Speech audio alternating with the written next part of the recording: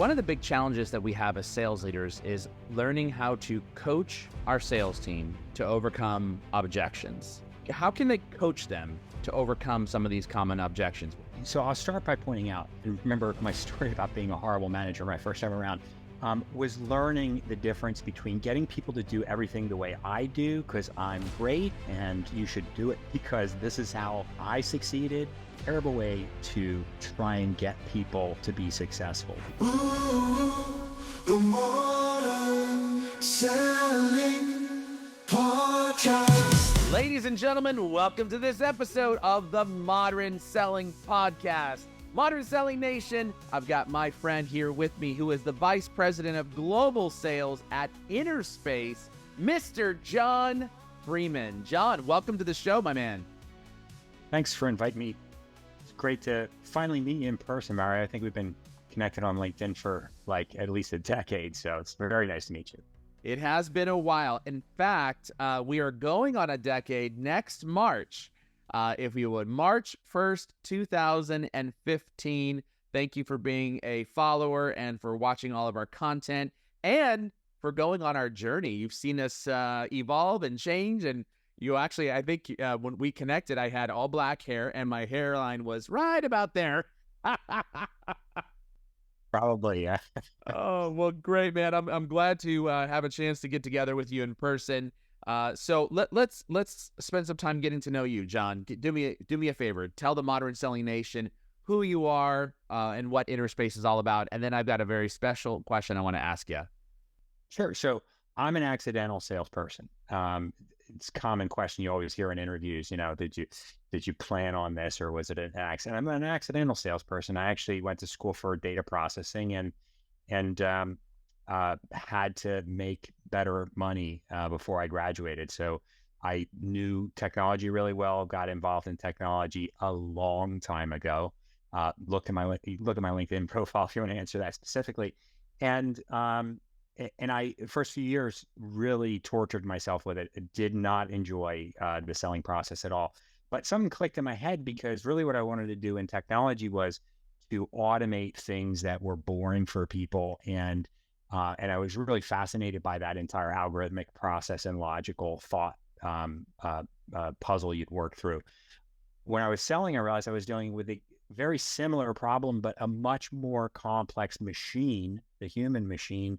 And the problem was we don't like to make decisions. So we need help. Salespeople help people to make decisions who get stuck. And that's when I really fell in love with sales and really was all in and have been ever since. Was reluctant first couple of years in sales, but really enjoy it now. And if you look at my background, I worked for some really big names, worked for Novell, worked for Intel, carried a bag half of my career, managed a team my first year and did a really terrible job, as anybody who's managed their first time probably will tell you. But learned my lesson, went back into sales, learned, really reflected on what I had done and spent a couple of years before I went back into management and did a lot of study and realized it's a different specialty. Managing sales, selling are completely different things, and you can be experts at either one. But just because you're good at one doesn't make you good at the other, and likely you're not. So I learned that lesson as well. But really happy now to be working for Interspace, who is a company that has been around for a number of years, actually got into the sensor business, and like a lot of small companies pivoted looking for their niche, looking for where they were going to hit it. And about a year and a half ago, they discovered a way to do locationing using existing Wi-Fi systems. So no hardware, it's just software. And in fact, just received their patent last month for that and can find people on a minute-by-minute basis and see where they are within about 100-foot bubble and see that on a minute-by-minute basis and identify who they are. So you can group them together in teams, specifically in business environments. So managers can figure out which of my teams are more productive, which of my managers are more productive. When I'm looking at organizational change decision-making, who are the people that I should be thinking about giving more responsibility or less, as well as the simple, structural stuff. How do I use the space to my office more effectively? And then solving like current day's problems, like return to office and things like coffee badging, who's who's returning, but just for a cup of coffee and going home.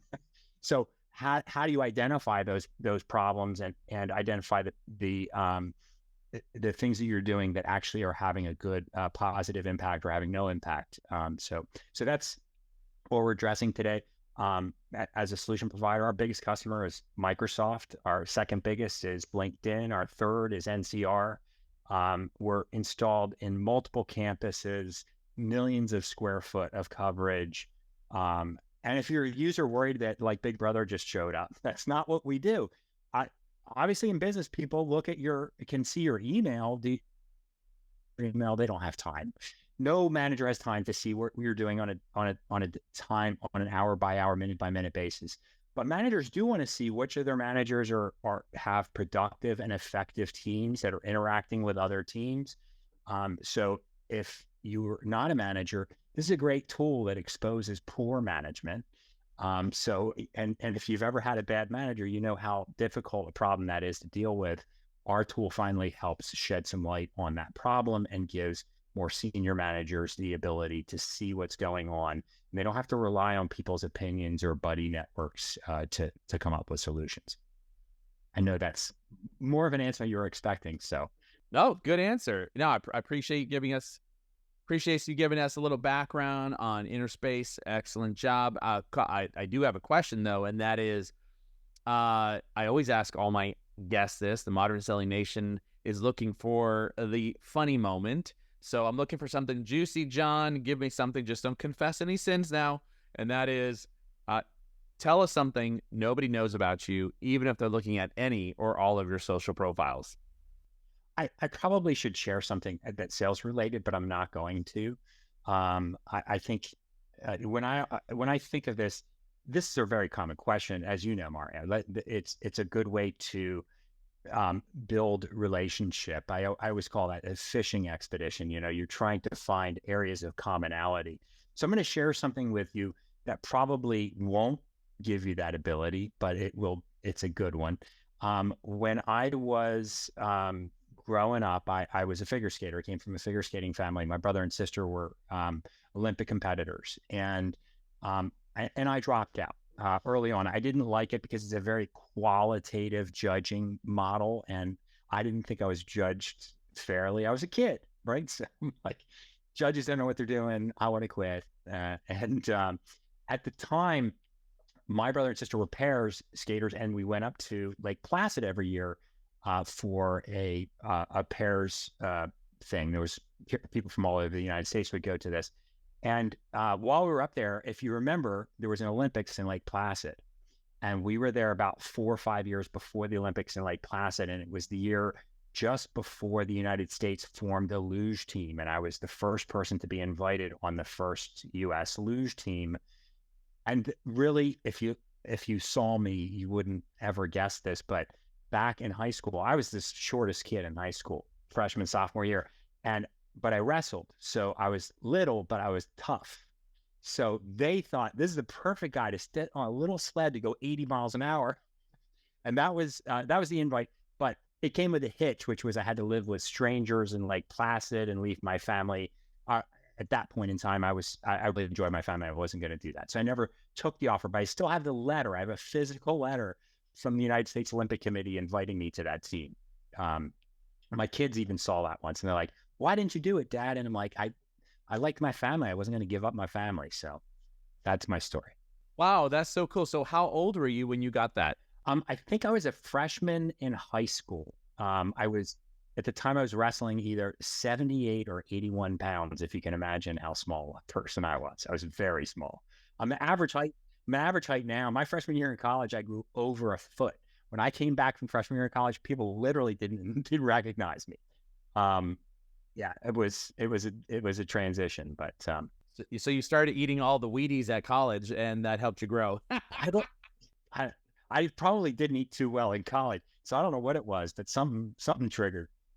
How funny is that? Well, thanks for sharing that. That would have been a really cool experience had you gone to the Olympics. Yeah, and that's an interesting one there. Well, that having been said, you're clearly someone who competes and you love to win. I love that story. Let's talk a little bit about sales. let's talk about sales teams.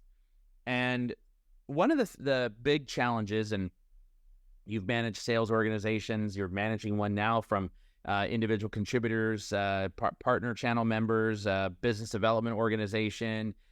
So one of the big challenges that we have as sales leaders is learning how to coach our sales team to overcome objections from prospects, especially in complex B2B sales. How can a sales leader help someone? How can they coach them to overcome some of these common objections? What are the things that you think that we should be doing today to make our sellers better?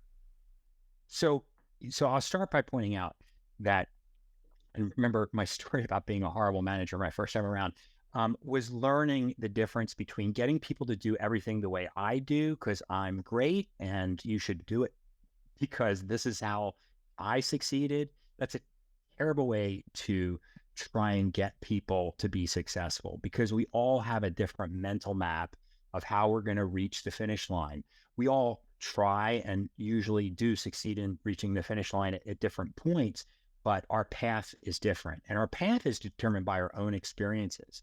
We're all different. We all have different experiences. So all of us have different maps. So that's the first challenge in coaching, is understanding that somebody else has a different map in their head, and you're going to have to help them through their own map. You're not going to get them to rewrite their map. Nobody wants to do that.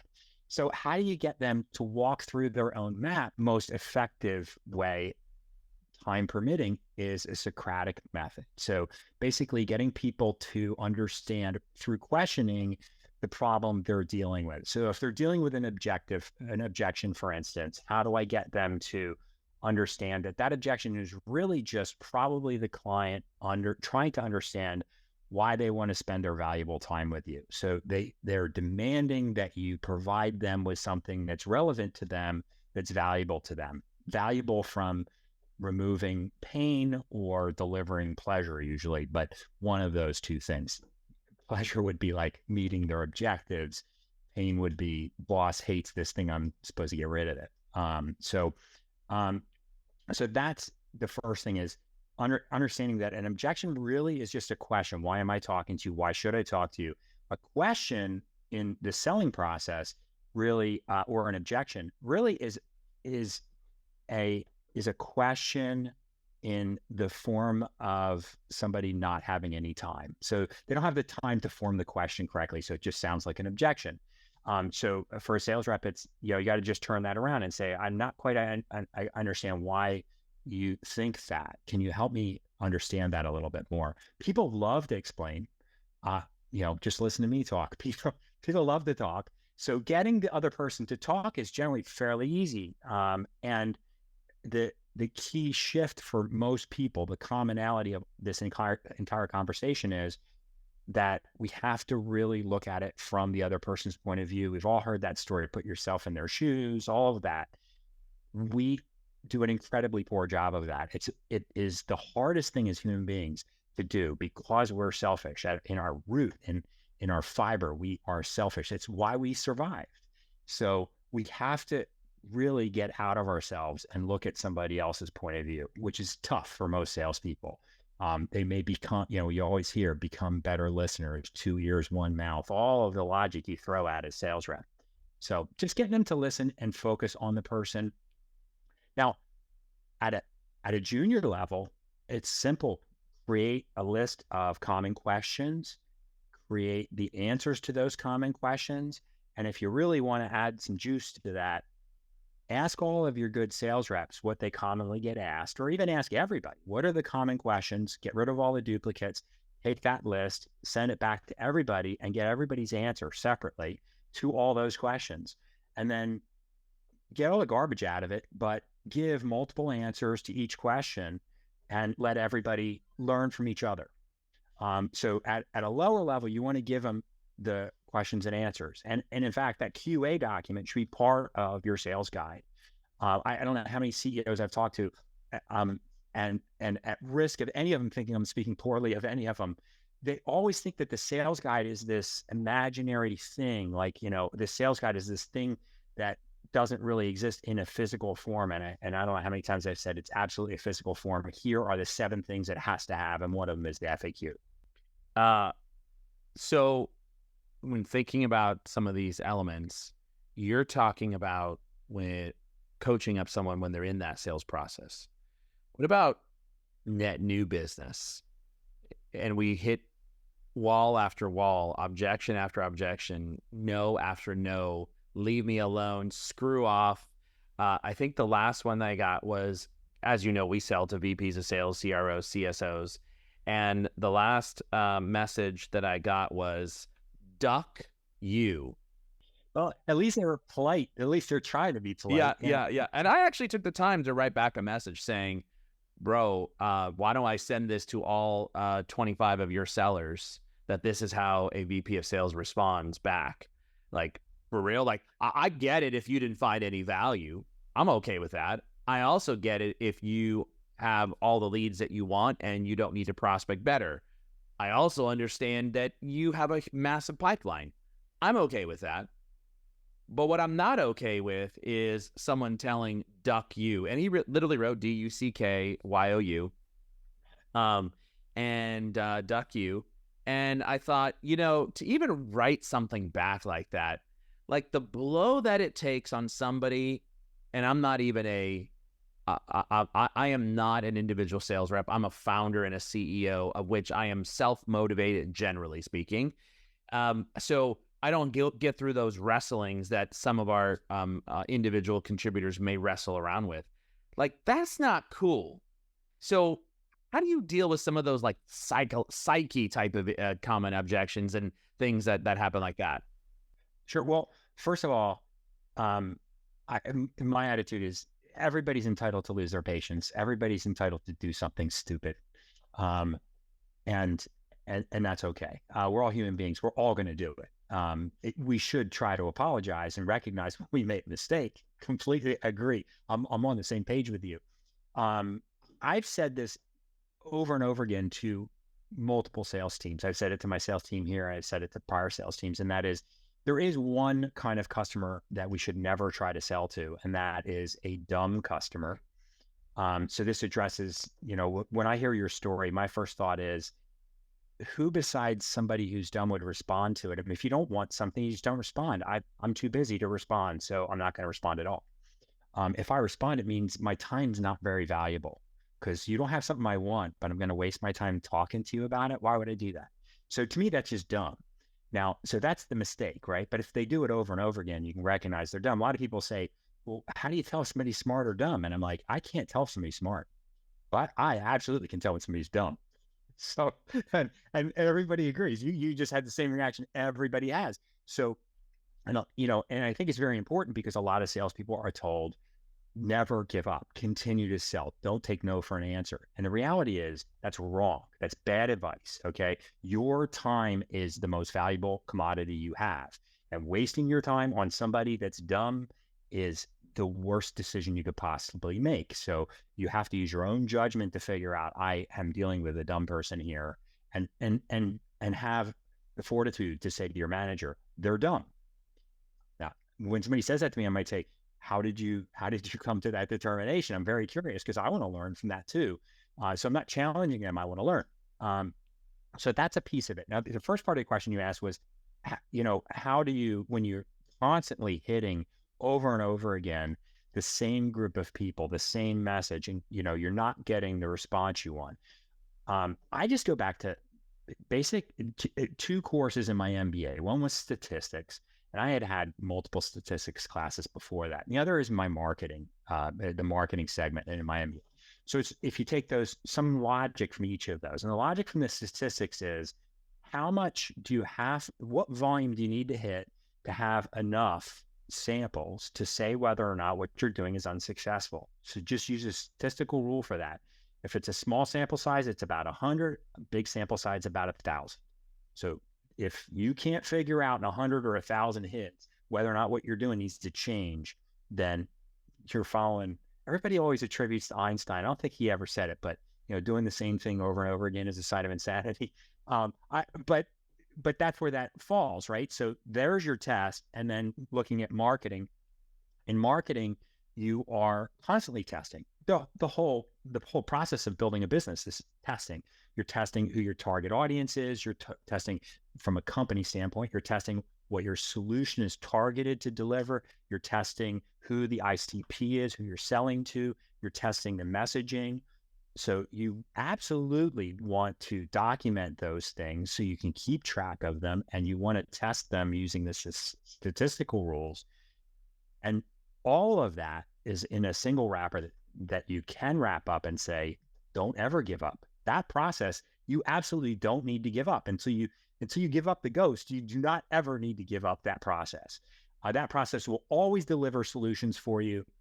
Statistically, you may have a lot of failures in a row, but you'll never have failures that will always go on. You just can't possibly have that. So you have to just constantly be willing to change, pivot. Don't marry yourself to a customer set or a message or a solution until you find success, and then absolutely marry yourself to it.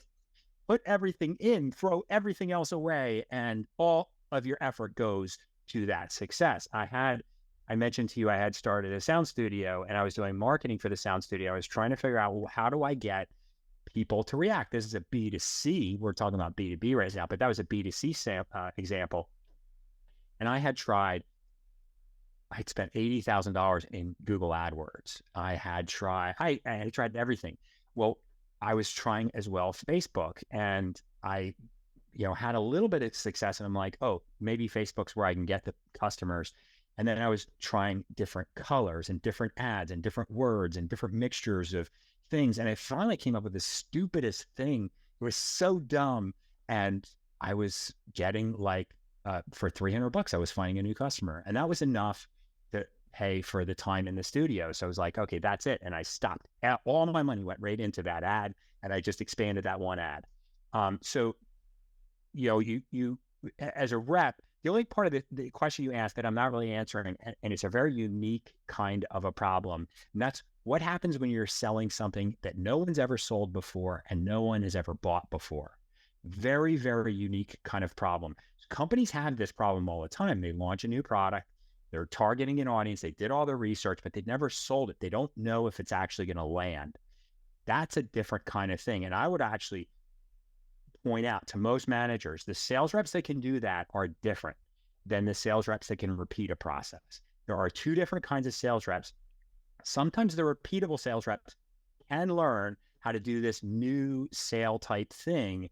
And I know this because in my own career, I started as a bag carrying, repeat the process rep like everybody else.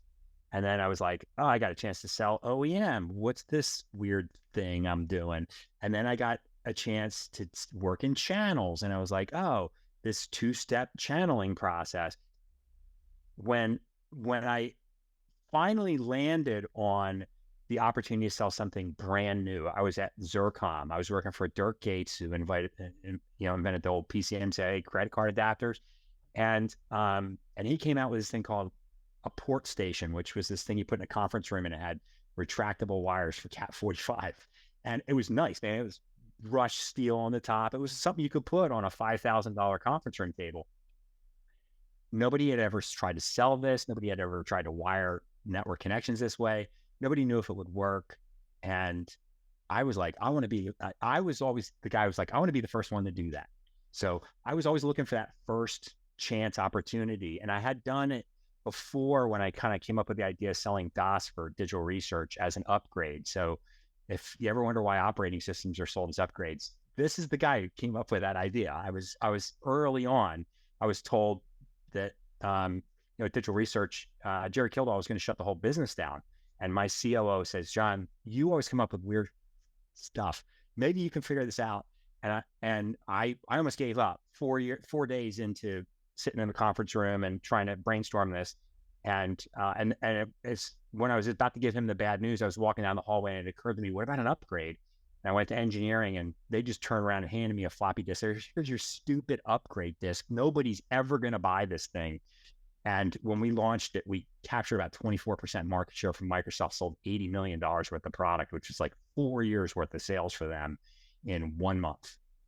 So that kind of thing, that way of thinking is definitely different than any other kind of selling. So be careful who you try to get to do that for you as a manager.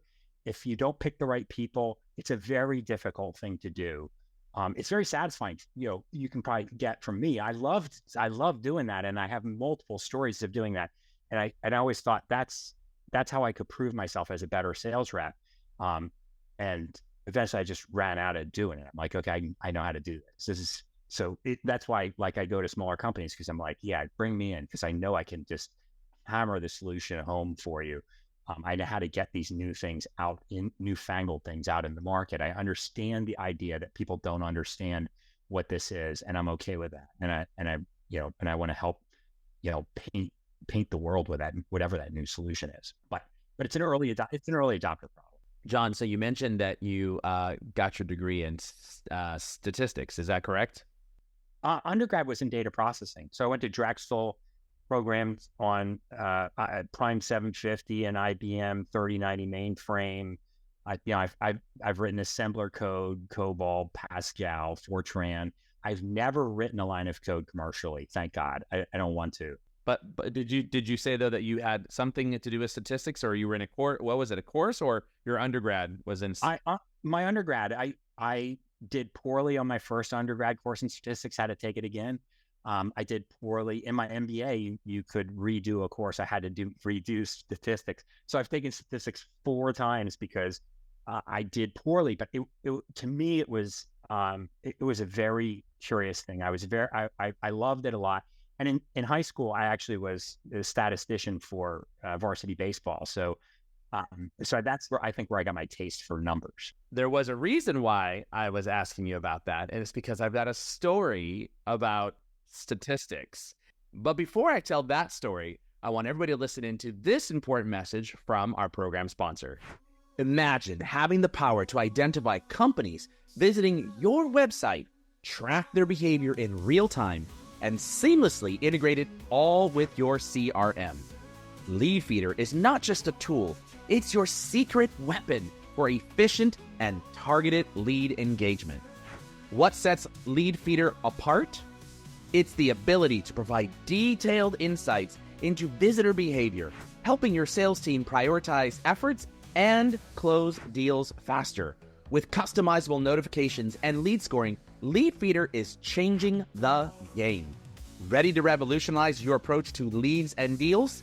Head over to leadfeeder.com for your free demo today. That's LEADFEEDER.com. Leadfeeder.com. Don't miss out on the future of successful lead generation with Leadfeeder.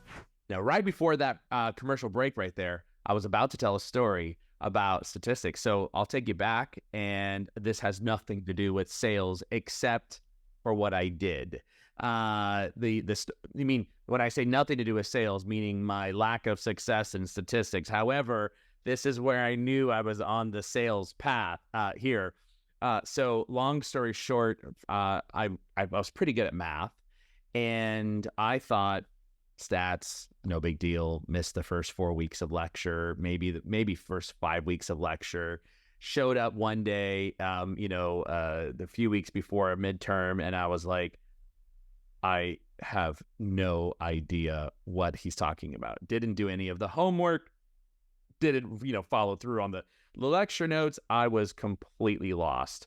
And the more I tried to catch up, the more I was confused. And as you know, statistics is not like math. Yes, it has to do with numbers, but it's the brain, the way you think is completely different. So I came up with this plan, and I said, all right, it was too late to drop the course. What I'm going to do is I'm going to show up to office hours twice a week with the professor, and his name was Professor Purves. He was a super tall, 6'5" type of guy, real, stocky gentleman, just like built like a football player. And he had the largest nose that I've ever seen in my life, right? I mean, the honker was just way out over here. Hopefully no one's offended by that. But that having been said, I said, you know what? I'm going to go to 2 office hours a week, and I'm going to do this from now until the end of the year. And I'm really going to try to understand and get private tutoring and coaching and all that good stuff. In the meantime, I'm going to cross my fingers that maybe he'll, throw me a bone. So here we go. I go and I show up to office hours now for basically like week 5 or 6 all the way through the end of the semester. And at Cal, it was a full semester, not quarter system. So, we went all the way through December. So I was there maybe a good solid 8 weeks or so.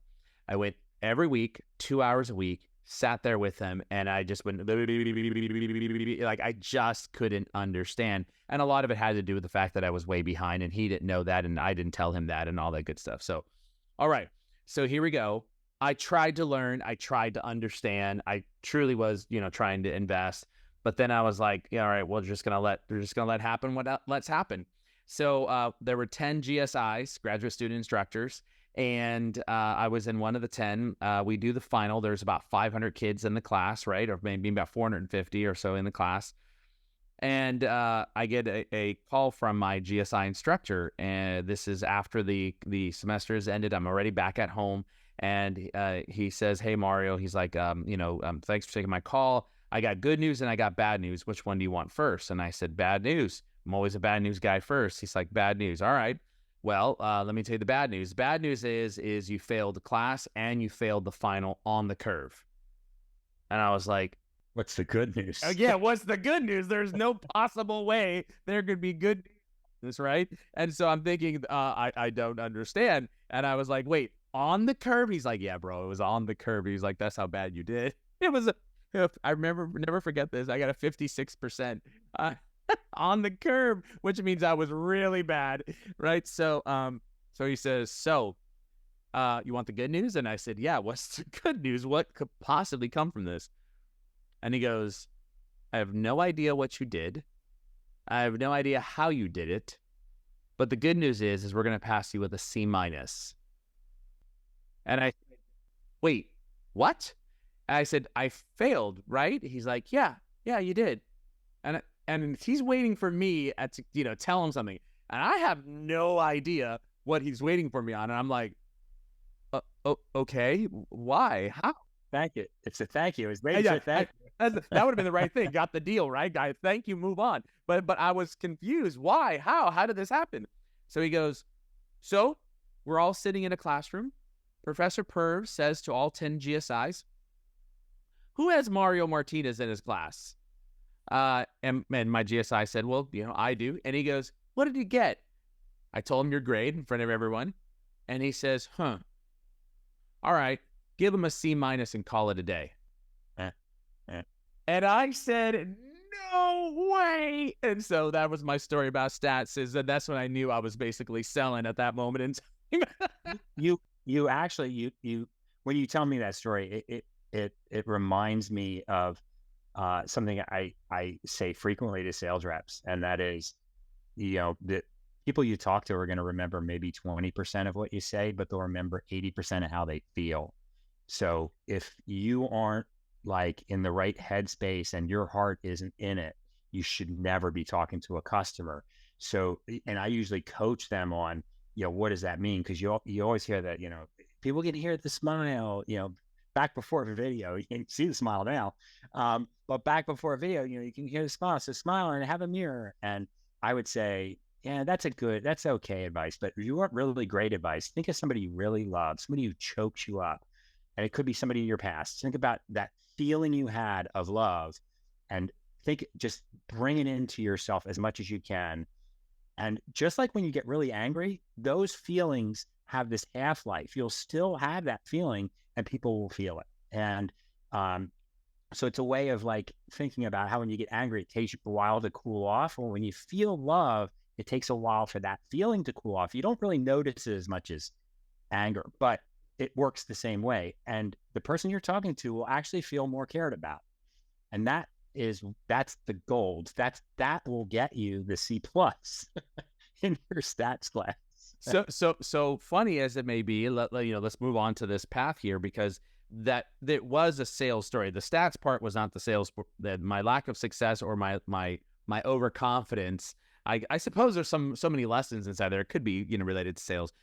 For me, it was, hey, I'm going in and I'm going to try this, and maybe I'll get a bone, right? Maybe I'll get a bone. And he did, which was crazy to me. So, thinking about what I did afterwards, I want to ask a question about the importance of really building long-term relationships. Because what I did afterwards was, as soon as I found out, I sent him an email. And then upon arriving back to campus, I went to his office hours and I gave him a hug. And I wanted to let him know. And I never saw him again after that. I gave the man a hug, Professor Purves. I'll never forget his name. Maybe he's not even alive now. I mean, that was 1997, I think it was, right? So that was a little while ago. But it was interesting to be able to at least say thank you and appreciate that. So let's talk a little bit about balancing the need for salespeople when trying to hit quotas and the importance of building long-term relationships with individual clients. Now, in that circumstance with Professor Purves, he would have never known how I felt about it. But when I showed up to give him a hug and I sent him a personal thank you, right? And I do remember he said to me, he said, listen, you're one of the few students that actually came to office hours. And by the way, I'd have one-on-one, time with the professor. And he was like, some people just don't get it. Here's my best advice to you. Don't take stats 2. Yeah. I thought already say, don't they get a job doing stats? Yeah, exactly.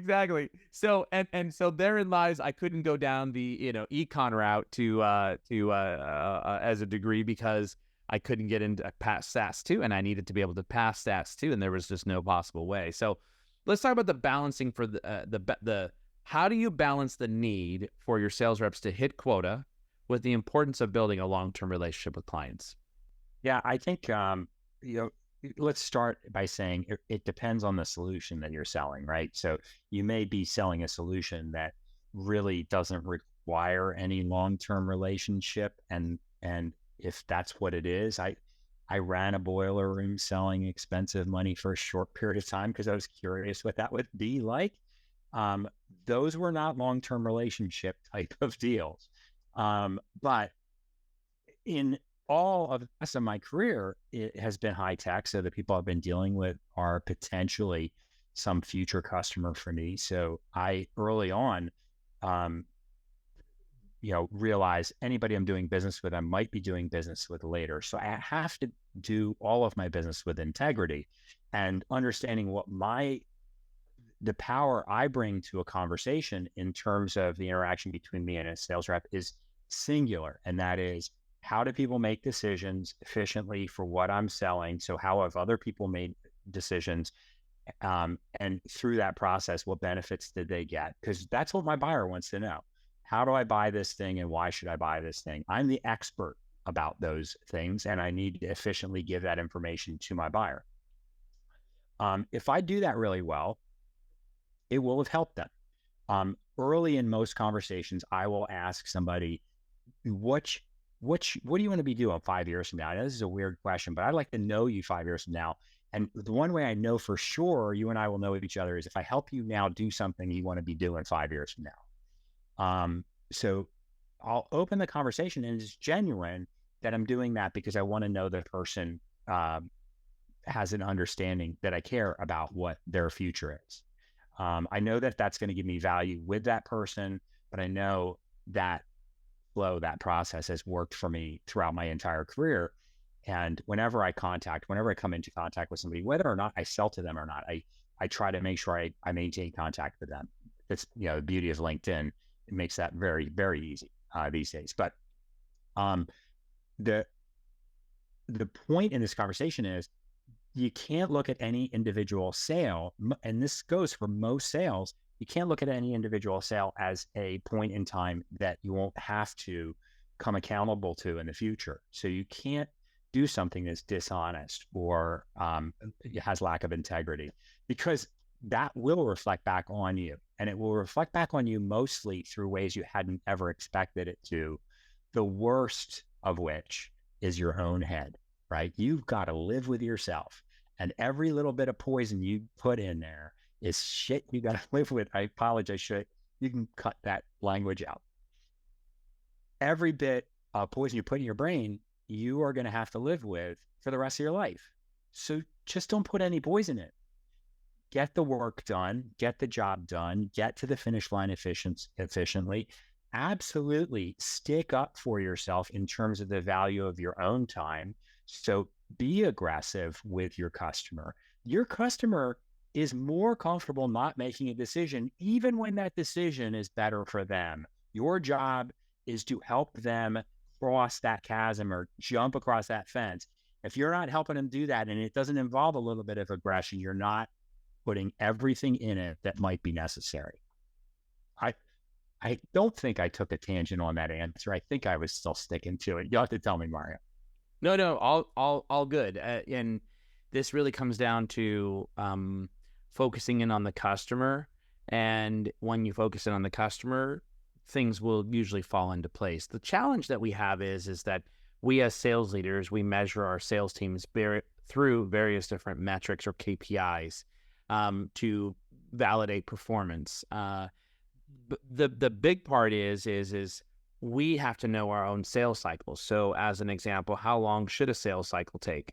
Like in our world, we're selling technology and prospecting training, right? So the two go hand in hand. A fool with the tool is still a fool. So a leader has to recognize that they have a problem with prospecting, filling the pipeline. And they want to be able to solve that problem with being able to help their sellers create better engagement. So sometimes that sales could literally be a month.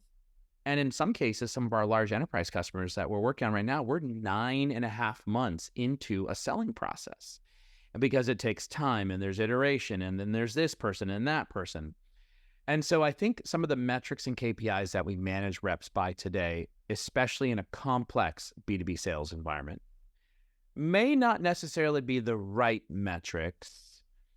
What's your take on that? What metrics should we be using? And we only have a few minutes left, so we want to make this one quick. But what metrics or KPIs should we be using to measure the performance of our sales team, especially in a complex environment? Given all the options, one size doesn't fit all. A highly experienced rep is going to be measured by the results and the results only. And I'll repeat to more junior reps all the time, your results forgive all sins. So if you have very good results, I never even need to see or talk to you.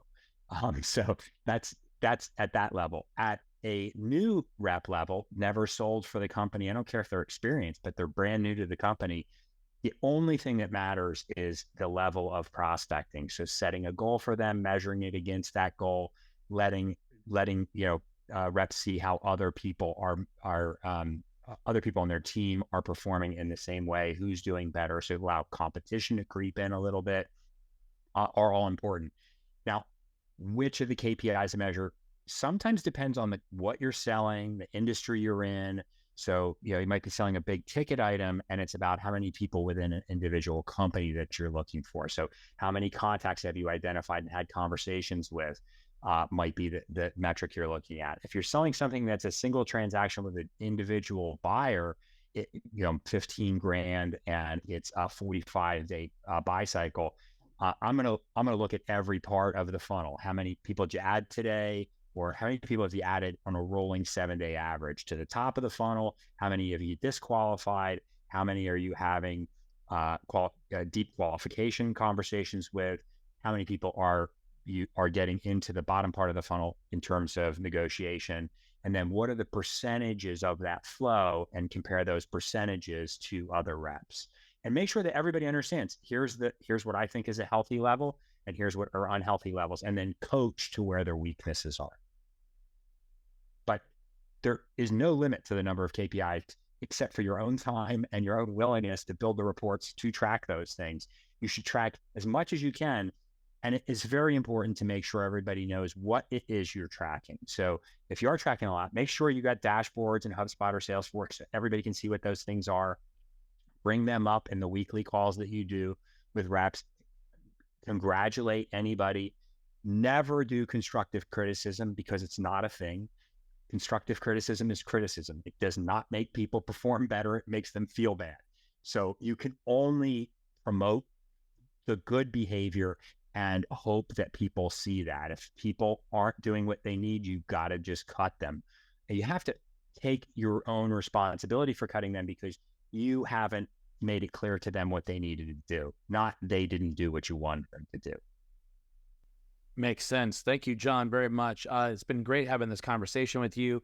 I think a lot of sales leaders can take in some valuable insights from this conversation. But if someone wants to connect with you, is it through Twitter, X, LinkedIn? What's the best way? I'm on Twitter. I got 70,000 followers on Twitter. I'm on or X. I'm on LinkedIn. I'll accept any. If you're in a sales or sales management role, I'll always accept you as a connection. I'll accept most people that try to connect with me unless it's not obvious why they're trying to connect with me, or this weird thing recently where like people are trying to get a date with me or something. I'm like, those people, I don't understand what they're doing. So I don't have nothing to do with that. But I'll connect to everybody because they're in my space. I might learn something from them. Happy for them to learn something from me. Who knows? I might have an opening and they might be the perfect fit. If I have openings, I always post those out on LinkedIn. So, yeah, I'm pretty easy to connect to. Once you're connected to me too, if you look at my profile, I'm one of the weird people that actually have my cell phone number on my profile and have my personal email on my profile. So you have every way you need to get a hold of me. But I am fast on the spam button, and I don't pick up calls from people I don't know. So make sure if you're reaching out, Modern Selling Nation, to Jon Freeman, he is on LinkedIn as Jonathan, quote, Jon, end quote, Freeman, with inner space. Make sure you say, hey, Jon, I heard you on the Modern Selling podcast with Mario, so that he actually knows why you're reaching out. That's super important, personalized connection request. And Jon, this is the last question of the show here for you, and that is your all-time favorite movie. What is it? I have to say it's The Graduate. I've seen The Graduate more times than I can count. I really like funny movies. It's not a funny movie. I mean, it's dark funny in some ways, but it's not really made to be a funny movie. But I just really like it. It was, that coming of age movie. I saw basically the same period of time that I was going through the same thing. So I identified with it. And to this day, I enjoy the acting. I enjoy the story, the whole thing, the music, especially. But if you want to see a good one recently, Megalopolis, definitely, you're going to love it or you're going to hate it. Tell me which one. I loved it, but my son hated it. Well, there you go. If you're reaching out as a personal connection request, to make sure you tell them whether or not you liked Megalopolis. Liked it or hated it. And for all of you listening in right now to the Modern Selling Podcast, hey, don't turn that dial quite yet. Listen to this very important message right now. Thanks for listening to the Modern Selling Podcast. Please do me a huge favor and give the Modern Selling Podcast a 5-star rating and review on iTunes. Oh, and don't forget, if you'd like to save 20 hours or more in a month and increase your productivity, go right now and download Fly Message, that's flymsg.io, for free. It's your free text expander and personal writing assistant. Hey, thanks for listening in, and until the next episode, good selling.